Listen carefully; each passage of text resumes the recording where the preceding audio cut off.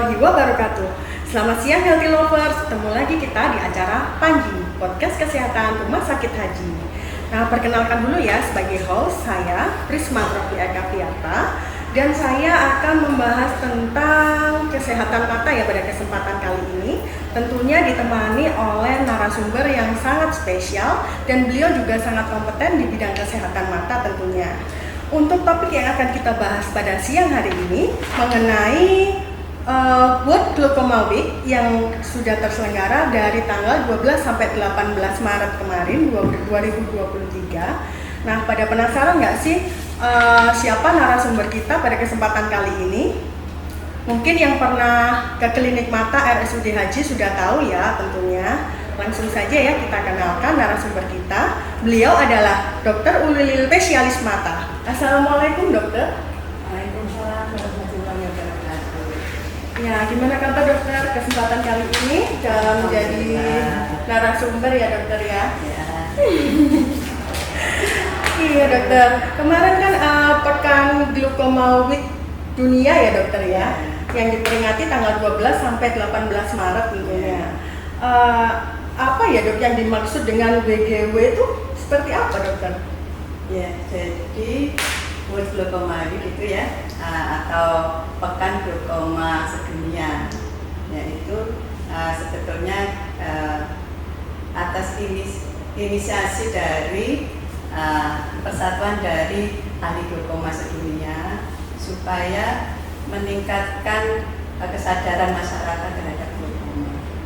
Jadi di tiap tahun di pekan kedua dari bulan Maret kita lakukan aktivitas dalam rangka Pekan Glaucoma Week. Ya. Untuk latar belakang sendiri dari acara World Glaucoma Week ini sendiri? Ya. Jadi latar belakangnya karena kita ketahui bahwa glaukoma itu penyebab kebutaan nomor 2 di dunia ya, termasuk di Indonesia. Jadi setelah katarak. Nah, dan untuk glaukoma ini kebutaannya adalah irreversible. Oh, berarti tidak bisa diperbaiki ya? Kalau tidak bisa dikembalikan penglihatan kita.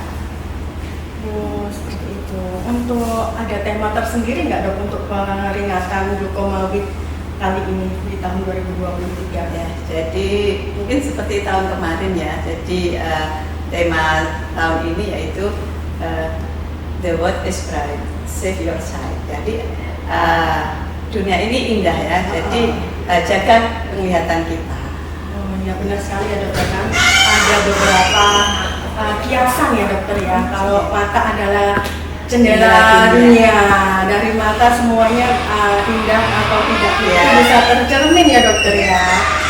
Jadi sebenarnya sangat ini sekali ya dok ya, acara peringatan kali ini bisa terlaksana itu sebagai simbol mungkin ya dok ya, untuk kemajuan dunia kesehatan mata. Suatu aktivitas dunia dengan harapan ya kita lakukan secara bersamaan dengan harapan akan terjadi efek yang besar terhadap kesadaran terhadap glaukoma dan untuk screening glaukoma. Iya. Tadi kan kita bahas tentang World Glaucoma Week. Nah, sementara itu glaukoma sendiri itu apa sih dokter? Kan banyak yang masih healthy lovers mungkin masih bertanya-tanya apa sih glaukoma, dari tadi bahasnya glaukoma, tapi masih ada yang belum tahu mungkin dokter glaukoma itu apa gitu. Mungkin bisa dijelaskan lebih gamblang lagi. Jadi mungkin glaukoma tidak terkenal setenar katarak ya. Kalau katarak mungkin hampir semua orang pasti tahu, terutama ya kalau kita yang di atas umur 50 tahun ya, pasti tahu atau mendengar katarak. Tapi untuk glaukoma mungkin ada yang belum tahu. Ya. Makanya itu kita dalam rangka Glaucoma Week kita sosialisasikan ya dokter ya, supaya masyarakat lebih tahu dan lebih aware atau lebih sadar terhadap penyakit glaukoma dan efek dari penyakit itu sendiri. Berbahaya nggak dok ya kira-kira glaukoma itu? Nah, bahayanya yang kita Tidak karena bisa. yang rusak ini adalah saraf mata ya, jadi tidak bisa dikembalikan lagi. Jadi sel saraf itu kalau sudah rusak tidak bisa kembali, jadi tidak bisa diperbaiki lagi ya. Jadi tadi ya glaukoma ya, Iya. ya glaukoma itu sekelompok penyakit ya, yang tandanya yaitu kerusakan dari nervus 2 atau saraf mata ya. Jadi saraf matanya rusak, akibatnya lapang pandang kita menyempit ya. Jadi menyempitnya dari pinggir ya. Jadi kadang kita nggak mengetahui karena yang hilang penglihatan dari pinggir, jadi kita kadang nggak sadar. Makanya glaukoma itu disebut ini ya, yang dikenal dengan pencuri penglihatan. Oke, pencuri penglihatan. Jadi yang bersangkutan tidak menyadari kalau lapang pandangnya hilang pada awal-awal. Faktor usia Ya. juga ini dok ya, tidak Iya. mempengaruhi usia ya, bisa dari usia berapa saja itu nggak ada gitu. Ya, memang glaukoma ini kan penyakit degenerasi ya, jadi timbul pada usia pada umumnya di atas 50 Oh, ya. di atas 50 usia. Ya. Nah, jadi tadi ini ya rusak sarafnya ya, Iya, jadi iya. hilang lapang pandang, kemudian akibatnya kalau semakin lama semakin menyempit, jadi efeknya seperti kita kalau melihat di dalam apa ya, melihat melalui lubang kunci. Oh. Ya, jadi kecil sekali. Jadi yang Semakin hanya lama, semakin semakin ya, jadi sempit kita ya, dok, ya. melihatnya hanya di lubang itu. Di lubang itu. Dan yang lainnya sudah Tertutup gelap ya, bayangan jadi hitam sudah gitu ya. ya, dok. Jadi ini kelihatannya pada pasien ini kalau jalan sering nabrak karena tidak tahu samping-sampingnya iya. ya, dia tidak terlihat. Untuk jarak radius sendiri dari glaukoma berpengaruh. Justru untuk penglihatan Jarak jauh jauhnya atau lebih baik? ketajaman itu masih Oh, masih normal. bisa. Dia kelihatannya tidak sakit karena dia melihat jauh yang apa ya, ketajaman kita untuk melihat jauh ini masih normal iya, Karena masih kan normal. lapang pandangnya kalau jauh masih samping-sampingnya terlihat jelas ya dokter. Iya. Untuk gejala-gejala glaukoma sendiri seperti apa ya dokter kira-kira Ya. deteksi awalnya? Ya, jadi sebelum kita membahas gejala ya, kita harus tahu dulu ya, glaukoma itu ada beberapa macam.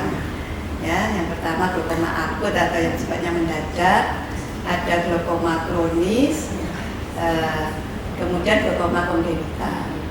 Nah, untuk glaukoma akut ini, yang mendadak ini gejalanya matanya merah, cekot-cekot, nyeri kepala, kadang sampai mual muntah.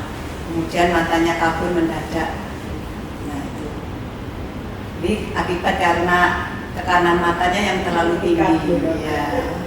Nah, untuk yang kronis ini gejalanya pada awalnya ini tidak ada gejala, jadi asimptomatis, jadi tanpa rasa, tidak ada sakit, mata juga tidak merah.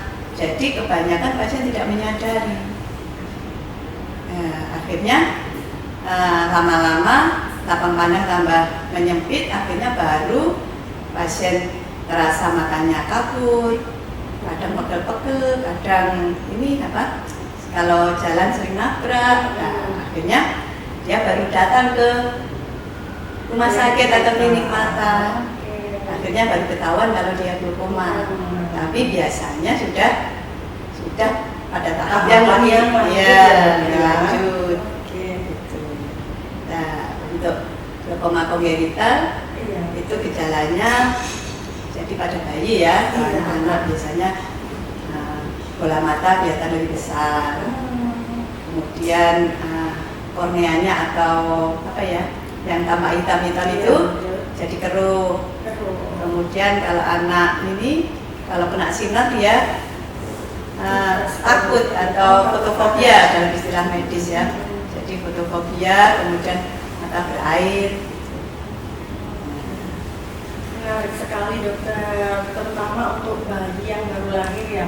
Kan kadang bayi itu tidak bisa mengeluh, lalu kan respon membuka matanya kadang masih sangat minim ya dokter Iya. untuk bayi yang baru lahir. Apakah bisa diamati dengan pengamatan biasa, observasi biasa, atau butuh pemeriksaan khusus ya dokter untuk bayi? Ya, jadi ya tetap perlu tetap perlu perhatian dari orang tua ya.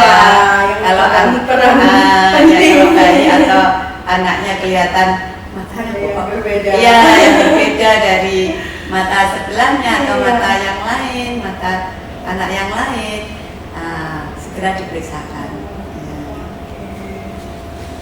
Glaukoma itu identiknya kedua mata atau hanya salah satu dokter biasanya? Ya, karena ini penyakit degeneratif dan ini seperti katarak ini ya biasanya dua-duanya. Dua-duanya. Ya. Oh. Ya, tapi biasanya tingkat keparahannya berbeda. Oke, mungkin karena dua-duanya ini tadi ya dokter, jadi tidak menyadari kalau sebenarnya semakin lama semakin berkurang ini tadi karena merasa sama kanan dan kiri mungkin ya. Ya, jadi justru tingkat keparahannya berbeda. Jadi umpama salah satu matanya itu penglihatannya menurun, mungkin belum sadar kalau mata satunya mengalami penurunan. Jadi tanpa sadar nggak merasa sakit. Jadi sadarnya biasanya setelah nggak ada ya, rasa nyeri ya dok ya? Iya, tidak ada rasa nyeri. Terus kemudian menutup mata baru sadar loh. Secara kebetulan saat mata satu ditutup baru sadar loh, mata saya kok kabur. Oke. Untuk pengobatan glaukoma sendiri seperti apa dokter yang sekarang ini sudah dilakukan untuk menyelesaikan masalah-masalah mulai dari deteksi dini, terus pengobatannya itu langkah-langkahnya seperti apa dokter? Jadi pengobatan untuk glaukoma memang bermacam-macam ya, jadi tergantung juga dari jenis glaukomanya yang mana. Tadi kan glaukoma kan merupakan kelompok penyakit ya. Jadi ada beberapa jenis glaukoma, ada glaukoma primer, sekunder, ada glaukoma yang tadi yang akut, kronis ya.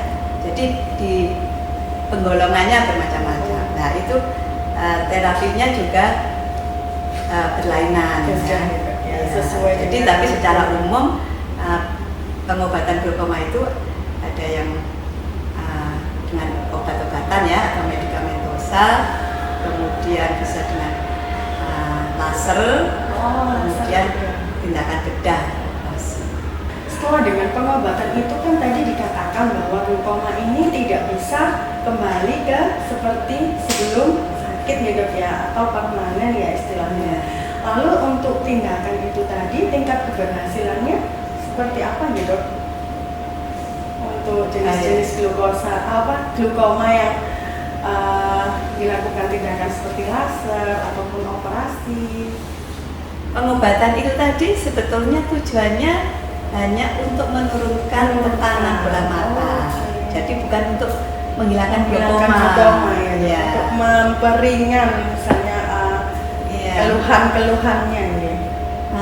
Ya, menurunkan tekanan bola mata dengan harapan kerusakan dari saraf matanya tidak bertambah. Jadi kerusakan yang sudah terjadi tidak bisa kembali. Jadi sifatnya hanya mempertahankan, menahan supaya tidak merusak bagian-bagian yang masih baik gitu ya. Jadi otomatis pengobatannya harus terus menerus. Kalau obat ya, jadi harus sampai kapanpun ya. Untuk yang berisiko untuk penyakit glaukoma ini, kira-kira itu siapa saja ya dokter, untuk orang-orang tertentu atau yang mempunyai istilahnya dari orang tua yang ada riwayat atau bagaimana yang berisiko terkena glaukoma sendiri? Ya, jadi ada beberapa kelompok yang punya risiko ya, antara lain umur ya, kalau semua umur kita di atas 40 tahun ya. Tuh, kemudian ada keluarga yang riwayat glaukoma. Nah, itu perlu diperhatikan ya, itu karena mempunyai risiko lebih tinggi ya, 10 kali lipat. Oh, 10 kali Iya, lipat. jadi kalau sudah tahu ada keluarganya yang sakit glaukoma, harus benar-benar ya, screening harus ya, segera dokter ya. periksa sedini Periksa. mungkin. Iya, terutama kalau sudah umur 40. Kemudian riwayat trauma, kemudian kelainan refraksi, misalnya hipermetrop atau rabun dekat, atau miop, rabun jauh. Kemudian ada penyakit-penyakit penyerta, misalnya diabetes, hipertensi. Kemudian yang perlu diperhatikan juga ini riwayat penggunaan obat-obatan, terutama steroid. Steroidnya menyebabkan atau cuman untuk faktor yang kalau sudah ada glaukoma akan mempercepat atau bagaimana dokter dengan steroid? Ya, jadi ada kelompok-kelompok tertentu itu sangat rentan terhadap pengobatan steroid. Jadi apabila dia menerima pengobatan dengan steroid, ini akan menyebabkan tekanan bola mata menjadi tinggi. Nah, jadi kalau orang yang rentan akhirnya tensinya tinggi, saraf matanya jadi rusak. Nah, Healthy Lovers itu tadi sudah dijelaskan ya oleh Dr. Umulil. Lalu sebenarnya di Rumah Sakit Haji ini apakah ada layanan untuk penyakit glaukoma dokter di RSUD Haji Provinsi Jawa Timur ini? Ya, tentu saja ya, di Rumah Sakit Haji kita sudah ada ya, tiap hari di poliklinik, di klinik mata kita tiap hari ada, kita bisa periksa, maksudnya kita bisa menerima pasien dengan glaukoma. Glaukoma sudah tersedia ya dok untuk penanganan pasien dengan glaukoma. Nah, bagi Healthy Lovers mungkin ada yang merasa mengalami tanda-tanda atau gejala atau merasakan hal-hal yang sudah kita bicarakan tadi dengan Dr. Ululil, bisa langsung ke klinik mata RSUD Haji Provinsi Jawa Timur tentunya ya. Dan pemeriksaannya itu apa saja ya dok yang biasanya bisa dikerjakan di klinik mata RSUD Haji untuk glaukoma sendiri? Untuk diagnosa ya, maksudnya Iya, bagaimana, apakah saya ini sakit glaukoma atau tidak? Iya, betul sekali. Kalau datang ke klinik mata Rumah Sakit Haji, nanti kita lakukan pemeriksaan secara lengkap ya. Jadi kita mulai dengan pemeriksaan tajam penglihatan atau ini ya, penglihatan kita, kemudian kita periksa tensi mata kita, kemudian permukaan bola mata, kemudian pemeriksaan saraf mata, terus ada penunjangnya yaitu dengan pemeriksaan ini anatomi dari saraf mata itu sendiri atau OCT, kemudian pemeriksaan lapang pandang, kemudian juga pemeriksaan kolonoskopi. Jadi kita lakukan secara lengkap ya. Sekali ya, iya, jadi untuk menentukan apakah glaukoma, glaukoma, kemudian kita melakukan pemeriksaan untuk jenis glaukoma yang mana, baru kita tentukan untuk pengobatan. Identifikasi dulu ya dengan seksama sebelum kita melanjutkan ke tahap pengobatan yang lebih lanjut ya, seperti bila dibutuhkan tindakan-tindakan yang sesuai dengan tingkat glaukomanya tentunya ya dokter ya. Baiklah, untuk pengobatan sendiri dokter yang bisa didapatkan di RSUD Haji Provinsi Jawa Timur itu seperti apa dokter untuk glaukoma? Pengobatan dari, kan tadi ada tahap-tahap sesuai glaukoma, mungkin penanganannya juga akan berbeda ya dokter ya. Untuk ada yang laser, ada yang operasi. Nah, itu yang bisa biasanya dikerjakan di RSUD Haji Provinsi Jawa Timur itu yang mana dokter untuk pasien glaukoma yang selama ini menjadi pasien di sini? Tiga-tiganya bisa. Tiga-tiganya jadi, bisa. Kita tentukan pengobatan atau operasi atau laser, itu tergantung dari jenis glaukomanya. Oke, setelah semua pemeriksaan lengkap dilanjutkan dengan persiapan tindakan lanjutan ya dokter ya, misal operasi perlu dilengkapi persyaratan untuk operasinya, pemeriksaan lanjutan untuk ke ruang operasi ya dokter tentunya ya, dengan sudah diklasifikasikan glaukomanya tersebut ya dokter ya. Oke, Healthy Lovers, gimana ngobrol-ngobrol kita siang ini? Seru banget ya dengan dokter mata kita dari Klinik Mata RSUD Haji Provinsi Jawa Timur. Tentunya dari Dokter Ululil mungkin ada yang ingin disampaikan pesan-pesan untuk Healthy Lovers semuanya. Setelah kita berbicara panjang lebar tentang glaukoma, mungkin ada pesan khusus dari dokter sebagai orang yang sangat berkompeten di bidang kesehatan mata. Ya, mungkin pesan kami yaitu jangan ragu-ragu ya, datang ke Klinik Mata Rumah Sakit Haji ya, untuk periksa mata meskipun nggak sakit, terutama di atas umur 40 ya, untuk mendeteksi adanya glaukoma atau tidak.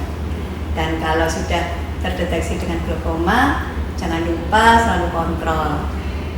Nah, supaya tidak jatuh ke tahap yang lebih buruk. Ya. Follow up ya dokter ya. Dan semua harus semua harus aware, termasuk ini untuk glaukoma karena steroid ya. Jadi untuk penggunaan obat-obat yang beli sendiri, steroid ini yang harus jadi harus hati-hati sendiri. Jadi harus ingat bahwa obat-obatan itu bisa menyebabkan glaukoma. Betul sekali. Oke. Nah, itu tadi pesan dari Dokter Ululil, spesialis mata Healthy Lovers. Bagi Healthy Lovers yang ingin memeriksakan kesehatan matanya, bisa langsung menghubungi Dokter Ululil dengan melakukan konsultasi melalui Klinik Mata di RSUD Haji Provinsi Jawa Timur. Baiklah, untuk kesempatan kali ini di acara Panji Podcast Kesehatan Rumah Sakit Haji, saya selaku host Prisma Trofi Ekapiarta dan juga narasumber saya Dr. Ululil Husaida, spesialis mata, undur diri dari kesempatan podcast kali ini. Akhir kata kita akhiri. Wassalamualaikum warahmatullahi wabarakatuh.